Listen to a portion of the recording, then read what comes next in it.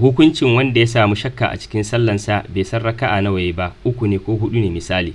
Annabi sallallahu alaihi wasallam yace idza shakka ahadukum fi salatihi, idan ɗaya daga cikin ku yayi shakka a cikin sallansa, falam yadri kam salla, bai san raka'o'i nawa yayi ba, a 3 am 4, yayi 3 ne ko kuma 4 ne, falyatrahi shakka, to ya jefar da wannan kokonto din, ma'ana ya jefar da wannan raka'a da yake kokonto a kansa, wal yabni ala mastayqana, ya gina sallansa akan abin da yake da yakinin sa. Idan mutum ya samu shakka raka'a 3 ne yayi ko raka'a 4 ne, to dai sun ya she zamto raka'a 3 kenan, domin shine abin da yake da yakini akai. Wannan raka'a din akwai shakka a kansa. Thumma yasjudu sajdatayn qabla an yusallima, sannan sai ya sujada guda 2 kafin yayi sallama.